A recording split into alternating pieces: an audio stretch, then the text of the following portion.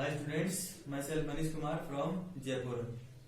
विलियन के चैप्टर में आज जो अपना टॉपिक होगा वो होगा हेनरी का नियम। थोड़ा सा मैंने आपको पहले बताया था लास्ट क्लास में, लेकिन यहाँ पर जो है पर एक बार इसको थोड़ा सा डिस्कशन करते हैं क्योंकि सबसे ज्यादा इम्पोर्टेंट है ये। तो हेनरी का जो नियम था उसमें बताया था आपको कि किसी निश्चित ताप पर कोई भी ताप जो है वो क्या कर दिया जाए, निश्चित कर दिया जाए। तो निश्चित ताप पर किसी गैस के निश्चित द्रव्यमान, किसी गैस के निश्चित द्रव्यमान में उसकी विलेयता जो होती है, विलेयता वो गैस के दाब के समानुपाती होती है। इसको अपन ने लिखा था M समानुपाती P। मतलब जो गैस की विलेयता या गैस की जो अधिकतम मात्रा होती है वो किसके समानुपाती होती है, दाब के। लेकिन अपन को जो एग्जाम में लिखना होता है वो ये वाला लिखना होता है। ऐसे बताया था कि वाष्प अवस्था में किसी गैस का दाब, वाष्प अवस्था में किसी गैस का दाब उसके मोल अंश के समानुपाती होता है। वाष्प अवस्था में किसी गैस का दाब उसके मोल अंश के समानुपाती होता है। तो इस तरीके से आपको इसको याद रखना था। तो P बराबर आ जाएगा KH और यहाँ KH जो होता है ना, KH उसको हम बोलते हैं हेनरी नियतांक, हेनरी नियतांक। फिर उसके बाद में बात आती है कि जो हेनरी नियतांक होता है उसके लिए आपसे थ्योरेटिकल क्वेश्चन पूछा जाता है, हेनरी नियतांक गैस की प्रकृति पर निर्भर करता है क्यों, गैस की प्रकृति पर निर्भर करता है क्यों। तो देखो यहाँ पर जो है मैं आपको एक ऐसी चीज बता रहा हूँ जिसमें आपको ऐसा लग सकता है कि सर जो है वहां पर क्या बता रहे हैं हमें। तो देखो नियतांक जो है ना वो दो प्रकार के हो सकते हैं, एक तो जिनके मान परिवर्तित हो सकते हैं और एक ऐसे जिनके मान परिवर्तित नहीं होते। तो देखो यहाँ पर आपको ऐसा लग रहा होगा कि जब यहाँ पे नियतांक कह रहे हैं तो भी मैं ऐसे बोल रहा हूँ आपको कि परिवर्तनशील है। आपको देखो ये चीज मैं समझाता हूँ। जैसे एक गैसीय मिश्रण है, उसमें कोई भी दो गैस उपस्थित है जिनके लिए KH के मान दे रखे हैं, मान लो अपन को X और Y, क्या दे रखे हैं, X और Y। लेकिन इनमें से अगर कंपैरिजन किया जाए तो X का मान Y के बराबर नहीं है, मतलब जितना मान X का है उतना Y का नहीं है। इसका मतलब ये दोनों मान क्या है, अलग अलग है। लेकिन इससे चीज निष्कर्ष आ गया कि A के लिए जितना मान KH का है B के लिए उतना नहीं है। इसका मतलब एक निश्चित गैस के लिए, एक पर्टिकुलर गैस के लिए KH का मान जो है वो क्या होता है, निश्चित होता है। लेकिन भिन्न भिन्न गैसों के लिए KH का मान भिन्न भिन्न होता है। इससे ये निष्कर्ष आता है कि KH है, KH वो गैस की प्रकृति पर निर्भर करता है। पहला क्वेश्चन हुआ आपसे हेनरी का नियम पूछ सकते हैं। दूसरा क्वेश्चन हुआ कि KH है वो गैस की प्रकृति पर क्यों निर्भर करता है। अगर क्वेश्चन पूछ जाए आपसे तो आप ऐसा आंसर देंगे, भिन्न भिन्न गैसों के लिए KH का मान भिन्न भिन्न होता है। इससे ये निष्कर्ष प्राप्त होता है कि KH जो है वो गैस की प्रकृति पर निर्भर करता है। अगली जो बात आती है वो आती है अपने पास यहाँ पर कि ग्राफ कैसे बनेगा। तो ग्राफ के लिए एक समीकरण होता है y बराबर mx प्लस c। तो यहाँ पर जो y है उसका मतलब होता है ग्राफ की y एक्सिस, जहां पे क्या आ जाएगा p, और x का मतलब है ग्राफ की x एक्सिस, तो यह आ जाएगा x। ये था दाब और ये है मोल अंश। अब p और x में कौन सा संबंध है, समानुपाती का। और समानुपाती का संबंध है इसलिए ग्राफ जो है वो सीधी लाइन आएगी यहाँ पर। तो सीधी लाइन जो प्राप्त हो रही है उसको इस तरीके से लिख सकते हैं। फिर अपन ने कोई भी दो पॉइंट अपन ने मिला दिए इधर, तो दो पॉइंट मिलाने के बाद यहाँ पर एक त्रिभुज जैसी संरचना प्राप्त हो रही है। वहां से अपन क्या ज्ञात कर सकते हैं, ग्राफ का ढाल। ये है ग्राफ का ढाल M बराबर KH, M बराबर KH, मतलब ग्राफ का ढाल हेनरी नियतांक के बराबर आ गया। उसके बाद में अगली जो क्वेश्चन पूछा जाता है इसके अंदर कि KH है, KH उसकी ताप पर क्या निर्भरता होती है, तो और विलेयता पर क्या निर्भरता होती है। तो आप ये वाली लाइन याद रखेंगे, इससे आपके दो निष्कर्ष आ जाएंगे। एक तो जो अपन ने पहले पढ़ लिया था कि ताप बढ़ाने पर गैसों की द्रवों में विलेयता घटती है, ताप बढ़ाने पर गैसों की द्रवों में विलेयता घटती है। इसको आपको देखना है अगर, तो इससे पहले वाली क्लास है ना उसका वीडियो आप देखें, वहां से आप इस चीज को क्लियर कर सकते हैं। मैंने बिल्कुल एक्सप्लेन कर दिया था अच्छी तरह से उसको। तो विलेयता और ताप में व्युत्क्रमानुपाती का संबंध है, लेकिन विलेयता और KH में भी व्युत्क्रमानुपाती का संबंध है। तो इसी क्वेश्चन को आपको ऐसे पूछ सकते हैं कि A और B दो गैसें दे दी, या मान लो कोई तीसरी गैस भी दे दी, इनके लिए आपको KH का मान दे रखा है, KH का मान इन तीनों गैसों के लिए KH के मान दे रखे हैं। और ऐसा पूछ जाएगा कि इनको इनकी बढ़ती हुई या घटती हुई विलेयता के क्रम में व्यवस्थित कीजिए। बढ़ती या घटती किसी भी क्रम में पूछ सकते हैं, घटती हुई या बढ़ती हुई विलेयता के क्रम में व्यवस्थित कीजिए। तो आप जो क्या करेंगे, जिस गैस के लिए KH का मान ज्यादा होगा उसकी विलेयता कम होगी, जिस गैस के लिए KH का मान ज्यादा होगा उसकी विलेयता कम होगी। तो आप इस तरीके से जो है इसको समझ सकते हैं। तो इनमें से जिन गैसों के लिए KH का मान कम दिया होगा उसकी विलेयता क्या हो जाएगी, ज्यादा। तो ये हुआ इस टाइप का क्वेश्चन। फिर अपन आते हैं हेनरी जो नियम है उसके जो न्यूमेरिकल पोर्शन है उसके ऊपर आते हैं। तो हम जानते हैं कि मोलन्स जो होते हैं, मोलन्स वो होते हैं मोलों की संख्या बटा कुल मोलों की संख्या। जैसे अपन को गैस के मोलन्स ज्ञात करने हैं तो अपन यहाँ पे क्या कर देंगे Xg, और यहाँ पर आ जाएगा Ng प्लस NH2O। फिर अगर विलेन अपने पास तनु है, तनु विलेन का मतलब हुआ कि उसमें जो है गैस घुली हुई हो। तो गैस घुली हुई है इसका मतलब ये होगा कि अगर जल की तुलना में अपन इससे कंपैरिजन करें इसका, तो जल उसके मोलों की संख्या गैस के मोलों की संख्या की तुलना में बहुत ज्यादा होते हैं। जैसे अगर आपको जल के मोलों की संख्या नहीं दे रखी हो तो आप NH2O जो है ना NH2O उसको लेंगे 55.5 मोल। कितना? 55.5 मोल। क्योंकि इसके लिए अपन ऐसे कहते हैं कि जो अपने पास गैस है उसके मतलब जो जल उसके 1000 ग्राम जो होते हैं ना, 1000 ग्राम वो घुले हुए होते हैं अपने पास किसी विलेन के अंदर। तो अपन उसके लिए क्या बोलते हैं कि 1000 बटा 18 मतलब दिया गया द्रव्यमान 1000 हो जाएगा, और 18 इसका परमाणु द्रव्यमान है या जो है इसका आणविक द्रव्यमान है। उसकी सहायता से अपन क्या याद कर सकते हैं, इसके मोल। आप इसको याद रखेंगे। उसके बाद में देखो, वैसे अगर अपन देखें कि बहुत कम है इसलिए इसका मान यहाँ पर लिखने की जरूरत नहीं पड़ती है। फिर भी आप चाहते हो कि हम तो इसका मान लिखेंगे तो न्यूमेरिकल डिजिट में कोई ज्यादा परिवर्तन नहीं आएगा। इसको जो है आप इस तरीके से फॉर्मूले को याद रखें कि गैस के जो मोल अंश है वो आ जाएंगे Mg/NH2O, और इसको अपन क्या लिख सकते हैं, X गैस बराबर N गैस अपॉन 55.5। अब ये जो मान है वो इस वाले समीकरण में रख दो। यहाँ पर अपन ये गैस का दाब था, ये गैस के मोल अंश थे, इसको आप यहाँ पे रख दो। अपने पास क्या आ जाएगा, प्रेशर ऑफ गैस, गैस का दाब KH into N gas upon 55.5।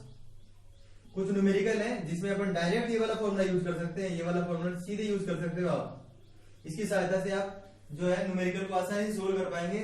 मतलब आपसे ऐसे पूछ रहे हैं कि गैस के मोलों की संख्या कितनी होगी, इसका मतलब आपसे ये पूछा है तो सीधे सूत्र लगा दो आप यहाँ पर कि दाब दे रखा होगा उसका 55.5 से गुणा करके KH है ना उसका इसके अंदर भाग दे दो।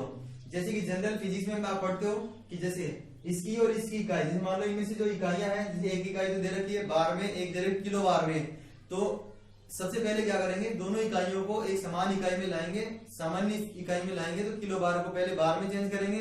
इस तरीके से यहाँ पर इसको सोल्व कर सकते हैं। उसके बाद में एक फॉर्मूला और होता है जिसको अपन इसी से ड्राइव कर सकते हैं। हम जानते हैं कि किसी भी गैस के मोलों की संख्या उसके दिए गए द्रव्यमान और उसके मोलर द्रव्यमान, उसके दिए गए द्रव्यमान और मोलर द्रव्यमान का अनुपात होती है मोलों की संख्या।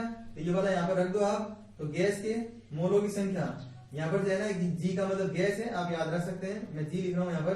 तो pressure of gas KH into इसकी जगह भी क्या आ जाएगा W गैस बटा इसका द्रव्यमान आ जाएगा गैस का, और यहाँ पर हो जाएगा 55.5।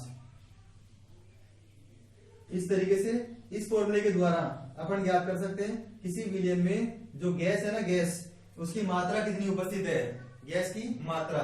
तो न्यूमेरिकल पोर्शन के लिए आप जो है कि दो फॉर्मूले बिल्कुल याद रखेंगे। इसकी सहायता से अपन गैस के मोलों की संख्या याद कर सकते हैं कि कितनी गैस घुली हुई है, और इसकी सहायता से अपन उसकी विलेयता ज्ञात कर सकते हैं 1 लीटर के अंदर। अगर आपको किसी क्वेश्चन में 500 ml के अंदर पूछा तो पहले आप 1 लीटर में ज्ञात कर लो। 1 लीटर में ज्ञात करने के बाद उसमें 2 का भाग दे दो तो वो आधे लीटर में आ जाएगा, मतलब 500 ml में प्राप्त हो जाएगा। तो ये तो अपने पास हेनरी का नियम, उससे संबंधित न्यूमेरिकल और उससे संबंधित जो क्वेश्चन आते हैं वो। उसके बाद में एक क्वेश्चन थ्योरेटिकल और है जो इससे संबंधित है कि जो जलीय जीव होते हैं, जलीय जीव क्या होते हैं, जलीय जीव, ये भी क्वेश्चन पूछा जाता है कि जलीय जीव जो है वो गर्म या ठंडे जल में से किस में ज्यादा आरामदायक फील करते हैं। तो ठंडे जल में वो ज्यादा आरामदायक फील करते हैं, क्यों? क्योंकि ताप बढ़ाने पर गैस की विलेयता क्या हो जाती है, कम। इसका मतलब जो जल है, जल उसमें ऑक्सीजन की मात्रा ज्यादा कब होगी, जब उसका ताप क्या होगा, कम होगा, जिससे जो जलीय जीव रहेंगे वो आसानी से श्वसन क्रिया कर सकते हैं, अपने जो काम करने होते हैं जीवित रहने के लिए वो आसानी से कर सकते हैं। कौन से जल में, ठंडे जल में। इसलिए आपसे पूछ जाए कि जलीय जीव गर्म जल के बजाय ठंडे जल में आरामदायक क्यों होते हैं। तो इस तरीके से आप इसका आंसर दे सकते हैं। अब अगली जो चीज आती है वो आती है हेनरी के नियम की सीमाएं और उसके वास्तविक जीवन में अनुप्रयोग। तो अब अपन देखते हैं हेनरी नियम जो है उसके अनुप्रयोग कौन कौन से होते हैं। वास्तविक जीवन में हेनरी का नियम जो है वो किन चीजों पर लागू होता है। तो आप जानते हैं कि जो सोडा वाटर की बोतल होती है, मतलब कोल्ड ड्रिंक की बोतल होती है, उनमें जो CO2 गैस है ना, CO2 गैस उसको भरा जाता है। तो CO2 गैस है ना, उन बोतल में भरा कैसे जाता है। तो किया क्या जाता है कि सोडा वाटर या पेयजल की जो बोतल होती है उनमें CO2 की विलेयता को बढ़ाने के लिए, CO2 की विलेयता को बढ़ाने के लिए उन्हें उसे उच्च दाब पर बोतलों में भरा जाता है। मतलब अगर दाब लगाएंगे तो CO2 जो है वो उस जल में आसानी से घुल जाएगी। अब आपसे पूछ जाएगी CO2 क्यों डाल रहे हैं उसके अंदर, तो वो इससे संबंधित नहीं है, आप उसको अलग से ध्यान रख सकते हैं कि CO2 यहाँ पर परिरक्षक का कार्य करती है, लंबे समय तक उसको सुरक्षित रख सकती है। तो सोडा वाटर की बोतल जो होती है, बोतल्स होती हैं, उनमें CO2 की विलेयता को बढ़ाने के लिए इसे उच्च दाब पर बोतलों में भरा जाता है। उसके बाद में देखो जो दूसरी जो एप्लीकेशन है, दूसरा जो उपयोग है वो है समुद्री गोताखोर। समुद्री गोताखोर या जिनको अस्थमा रोग होता है, अस्थमा, समुद्री गोताखोर जैसे ही गहरे समुद्र में जाते हैं तो उन्हें जल के अत्यधिक दाब को सहन करना पड़ता है, जल के अत्यधिक दाब को महसूस करते हैं, जिससे उनको श्वसन क्रिया जो है उसमें थोड़ी दिक्कत आती है। इसीलिए वो क्या करते हैं कि जो अपनी जो सिलेंडर होता है उसमें ऑक्सीजन के साथ साथ हीलियम और नाइट्रोजन, ऑक्सीजन के साथ हीलियम और नाइट्रोजन जो है उसको भी भर के लेके जाते हैं। जिससे क्या होता है कि जो ऑक्सीजन थी वो तो उनको उपलब्ध हो ही जाए, लेकिन ये जो है ना हाइड्रोजन और नाइट्रोजन, हीलियम और नाइट्रोजन, ये क्या काम करेंगे, ये उसका रक्त में आसानी से तनुकरण कर देंगे। तो ये क्वेश्चन पूछा जाता है कि ऑक्सीजन के साथ हीलियम का उपयोग अस्थमा रोगी श्वसन क्रिया में क्यों करते हैं। तो उसका जो आंसर होगा वो होगा क्योंकि हीलियम जो है वो ऑक्सीजन का तनुकरण बढ़ा देती है। इसी प्रकार जैसे ही समुद्री गोताखोर जो है वो उस समुद्र से बिल्कुल बाहर आते हैं तो एकदम से टेम्परेचर चेंज होता है। तो उस टेम्परेचर चेंज होने की वजह से अगर ऑक्सीजन जो है उनके अंदर कम होगी तो जो है जैसे ही वो बाहर आएंगे तो उनके पैर जो है सुन्न हो जाते हैं, हाथ पैर सुन्न हो जाते हैं, सुन्न इसको बोलते हैं क्रैम्प्स या बैंड आ जाना। ठीक है, तो उस समस्या से भी दूर रह सकते हैं। तो समुद्री गोताखोरों को जो श्वसन क्रिया है उसमें इस मिश्रण का उपयोग करना होता है और अत्यधिक दाब उनके ऊपर लगता है, तो जिस चीज की वजह से आप जो है हीलियम और नाइट्रोजन भी ऑक्सीजन के साथ वो ग्रहण करते हैं। फिर उसके बाद में एक शब्द होता है एनोक्सिया। एनोक्सिया जो है वो एक बीमारी का नाम है। एनोक्सिया मतलब एक रोग है जो किसको होता है ये देखते हैं। तो जो पहाड़ी क्षेत्रों पर लोग रहते हैं वो धरातल पर रहने वाले जो लोग होते हैं उनकी तुलना में वहां पर जो उनकी सोचने की क्षमता होती है या जो शारीरिक बल होता है या फिर उनमें ऑक्सीजन का जो आंशिक दाब होता है वो जो धरातल पे रहते हैं उनकी तुलना में सारी चीजें क्या होती है उनमें कम होती है, कम। इसका कारण क्या है, इसका कारण है और उसी को अपन एनोक्सिया रोग कहते हैं कि उनकी सोचने की पावर कम हो जाती है, उनमें आंशिक दाब जो है वो ऑक्सीजन का आंशिक दाब कम हो जाता है इस तरीके से। तो पहाड़ी क्षेत्रों पर रहने वाले जो लोग होते हैं उनमें ऑक्सीजन का जो दाब होता है वो कम होता है, मतलब आंशिक दाब होता है एक तरह से कम होता है। इसलिए जो है ना वो उनके अंदर सोचने की क्षमता कम हो जाती है या फिर उनमें ऑक्सीजन की विलेयता कम होने की वजह से वो एक रोग से ग्रस्त हो जाते हैं। उस रोग का नाम होता है एनोक्सिया। ठीक है, तो ये 3 अनुप्रयोग आपको इसकी याद रखने हैं। फिर अपने पास हेनरी नियम का अंतिम जो टॉपिक है उसके बाद में समाप्त हो जाएगा। इसकी सीमाएं, मतलब क्या सीमाएं हैं इसकी। तो पहले नंबर पर विलयन जो है वो तनु होना चाहिए। तो वो तो अपन ने पहले भी कहा था कि विलयन जो है वो गैस बोलते ही कैसा हो जाएगा, तनु। तो इसकी कोई मस्ट कंडीशन नहीं हुई है। दूसरा, विलयन का जो ताप है, ताप, विलयन का जो ताप है उसके लिए अपन ने कहा यहाँ पर निश्चित ताप। निश्चित ताप का मतलब हुआ कि बहुत कम नहीं होना चाहिए, बहुत कम नहीं होना चाहिए। तीसरी जो बात है वो है कि गैस के ऊपर जो दाब बढ़ा है, दाब वो बहुत अधिक नहीं होना चाहिए। यहाँ पर तो बहुत कम ना हो, यहाँ पर बहुत अधिक नहीं होना चाहिए दाब, क्योंकि दाब अत्यधिक कर देंगे तो गैस की आणविक अवस्था में परिवर्तन हो जाएगा।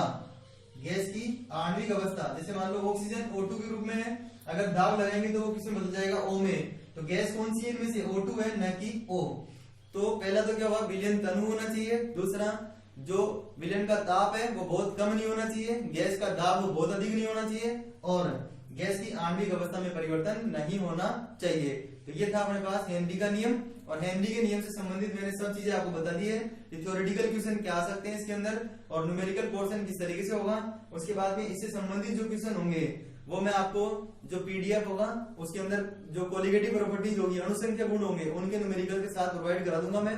तो आगे जो है ना अपन इसके आगे जब देखेंगे तो बता दिया जाएगा आपको। आप इनको रेगुलर पढ़ रहे होंगे, बिल्कुल आप रेगुलर पढ़ते जाएं। जितने भी स्टूडेंट आपके कॉन्टेक्ट में हैं प्लीज सब तक जो है ना इनको पहुंचाइए आप, जिससे वो भी इनका ज्यादा से ज्यादा फायदा उठा सके। और चैनल को आपने सब्सक्राइब नहीं किया हो तो सब्सक्राइब कीजिए, और जो है आप वीडियो जो है उनको लाइक कीजिए। अगर कोई समस्या आ रही है तो कमेंट्स कीजिए। Thanks for watching.